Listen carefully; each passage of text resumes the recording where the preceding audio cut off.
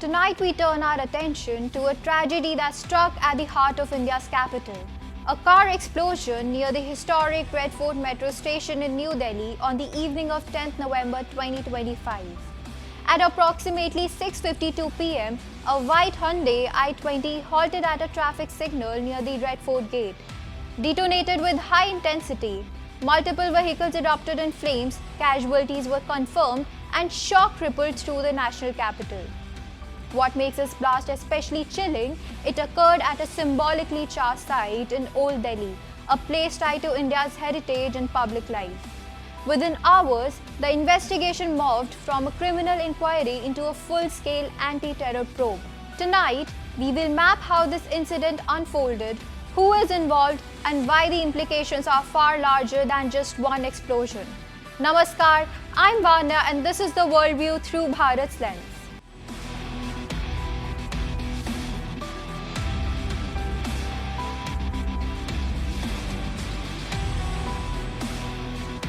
Let us now move into the first segment, a chronological unfolding of the event and the terror module behind it. Our timeline begins well before the explosion in Faridabad, Haryana at the campus of Al Falah University. Investigations uncovered a terror module.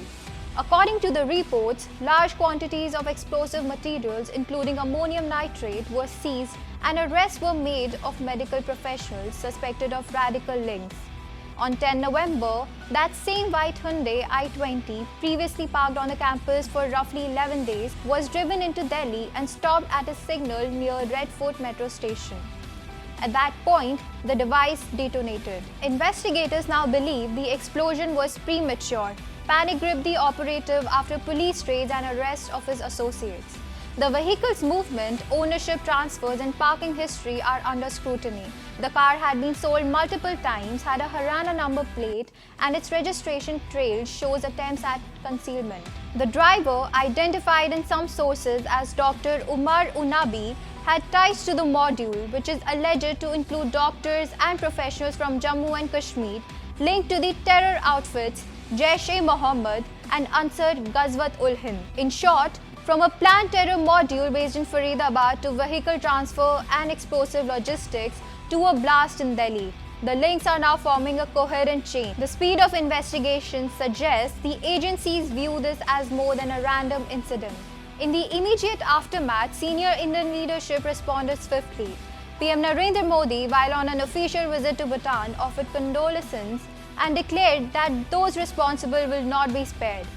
Amit Shah, the Home Minister, convened a high-level security review and placed the investigation under the umbrella of national security. On the global front, the United Nations Secretary General conveyed his condolences and urged a thorough investigation into the incident. Meanwhile, foreign governments responded with precautionary advisories. The UK updated its travel alert for Indian nationals in Delhi. Airports and major infrastructure were placed on high alert. Together, these responses reflect a dual thread, one of national resolve that India regards as even with the gravity of a terror strike, and one of the international concern as cities, transport nodes, and heritage sites are increasingly vulnerable in urban settings. Legally, this incident has been framed as a suspected act of terrorism. The FIR lodged at Delhi's Kotwali station invokes the Unlawful Activities Prevention Act or UAPA under Section 16 and 18 for terrorist acts and conspiracy. Additionally, charges under the Explosive Substances Act in the Bharatiya Nyaya Sanhita (BNS) have been applied: murder, attempt to murder, abetment of assault. Investigatively, the National Investigation Agency or NIA has taken over the case, signaling the government's intent to treat this not just as a criminal incident but as a national security threat. Multiple arrests are reported: doctors, professionals associated with the Faridabad module of terrorists, persons linked to the vehicle's chain of ownership, and persons under interrogation in Jammu and Kashmir. This legal framing shifts the narrative from car blast to terror module activated, with strategic implications. Detention under the UAPA allows preventive detention and broader investigative powers. NIA's involvement indicates multi-state and transnational dimensions. In effect, the state is signaling that the rules of engagement have changed. Following the blast, immediate security responses were activated across multiple vectors. The Red Fort metro station was shut as a precaution, and neighboring markets saw steep declines in foot traffic as restrictions and fear spread. Transport hubs, including the National Capital's International Airport, was placed on heightened alert. Airports, railway stations, and major public transit systems have been advised to review their protective protocols. On borders, the Sashastra Seema Bal and state police increased vigilance at the Indo-Nepal Sonauli crossing. Vehicles and travelers are subject to stricter checks. In Rajasthan, border districts such as Barmer, Jaisalmer and Sri Ganganagar saw rapid deployment of bomb disposal squads, quick response teams and enhanced surveillance. These steps reflect a layered security response from the immediate blast zone lockdown to the broader national infrastructure and border belts, signaling that the threat is perceived to span urban nodes, transit systems and the interstate corridors. Now to the geopolitics. India's earlier cross-border strike under Operation Sindoor followed the April 2025 attack in Kashmir that killed 26 civilians and set the tone for New Delhi's new posture toward external terror threats. In the context of the Red Fort blast, investigative leads point to the module links with Jaish-e-Mohammed and Ansar Ghazwat-ul-Hind, both with historical ties to Pakistan or Pakistan-administered spaces. Pakistan, in turn, has accused India of sponsoring proxies in attacks inside its territories, as seen in the Islamabad bombing shortly after. India has rejected these as baseless diversionary claims. What does this mean? If confirmed, the blast may serve as a trigger for renewed escalation. India might interpret it as an act of war or major cross-border provocation, while Pakistan will use it to accuse India of internal subversion. The risk of military or diplomatic fallout is real. The establishment of urban terror inside capital cities changes the strategic calculus. The battlefield moves beyond the line of control into the heart of cities.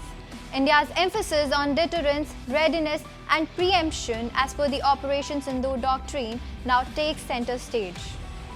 In conclusion, the car blast near the Red Fort is not merely a localized tragedy. It is a signal that the topology of threat is shifting, that terror modules are adapting, that urban centers and heritage zones are no longer safe havens. From Faridabad's planning rooms to Old Delhi's traffic junction, the chain has exposed vulnerabilities in logistics, ownership, surveillance, and rapid response. India's state apparatus has responded with a full spectrum of counter-terrorism tools: legal, UAPA, NIA, security, border, transport, and metro, and strategic, linking to cross-border systems. But the broader question remains: how will the region respond? Will Pakistan step back? Will militant modules change tactics? Will cities across India upgrade their resilience? For us, the viewers, it means this: national security is no longer a remote concept in distant border zones. It now intersects with our day-to-day city commute, our historic landmarks, our public transport, our sense of normalcy, and the implications ripple outwards for geopolitics, for civil society, for how we live in spaces once considered safe. As this investigation unfolds, our task is clear: to stay informed, to ask the right questions, to understand that each blast, each arrest, each security tightening is part of a larger pattern. Because in the end, the fight against terrorism is not just physical, it is informational, strategic, and preventative. The attack on the Red Fort was not just an assault on a monument, it was an attempt to shake India's soul, to question our strength, to test our patience, but history has shown India does not crumble under pressure. We calculate, we prepare, and when we act, the world takes note. Our restraint has often been mistaken for hesitation, but make no mistake, this country believes in peace, not in passivity. We extend the hand of dialogue, but never at the cost of our pride. The message tonight is clear: India will not be intimidated, not by terror, not by ideology, not by any external force. We are a nation that bleeds together, but we also rise together every single time. And to those who believe that they can strike at our heritage, divide our people, or threaten our sovereignty, remember this: India's silence is not surrender, it's a strategy. And when India responds, it does so with precision, with purpose, and with the power of a billion united voices. I'm Vanya, and this is the worldview through Bharat's lens, decoding power, politics, perception, and everything in between.